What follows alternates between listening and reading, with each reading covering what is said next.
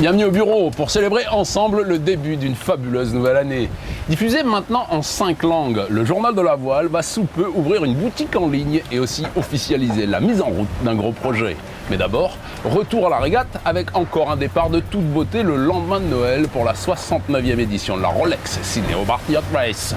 Diffusé en direct sur la télévision nationale, regardé par des milliers de spectateurs sur le rivage et par une importante flotte de bateaux de plaisance placés derrière la zone d'exclusion.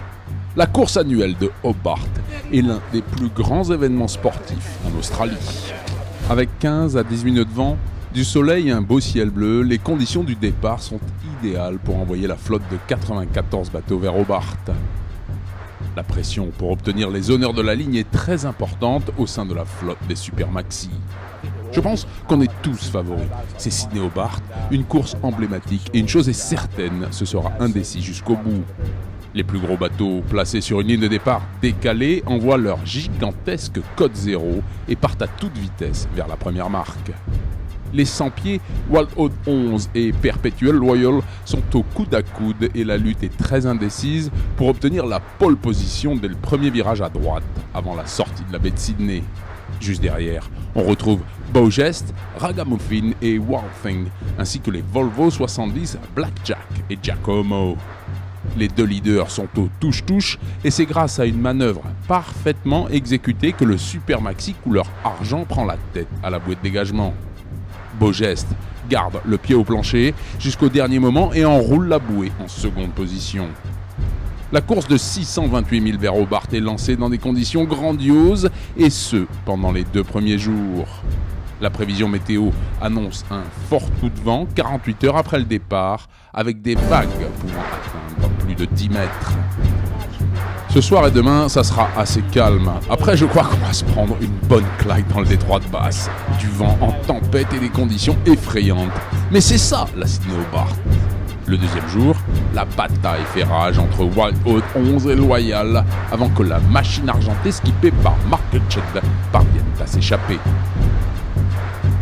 Ça a été une course incroyablement difficile, mentalement et physiquement. La première moitié s'est courue dans des vents très légers, la régate a été compliquée et très exigeante.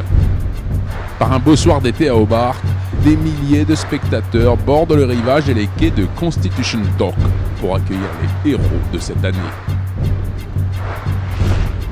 Le Super Maxi de 100 pieds Wild Oat 11 remporte de manière magistrale les honneurs de la ligne pour la 7e fois le 28 décembre à Hobart.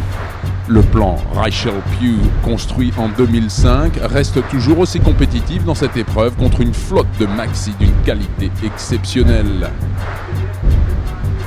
Le vigneron australien Bob Oatley, son propriétaire, est très fier de son succès et pense déjà à la victoire numéro 8.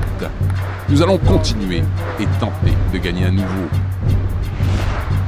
En milieu de matinée du 5e jour, le Cruising Yacht Club of Australia confirme que le 50 pieds Victoire est le vainqueur toute catégorie de la 69e édition de la Rolex Sydney Hobart Yacht Race. Daryl Hodkinson, un chirurgien de Sydney, s'est offert le Coxswain 50 comme cadeau d'anniversaire. J'ai dit à ma femme, tu sais, je vais acheter un bateau qui, je pense, va gagner Hobart.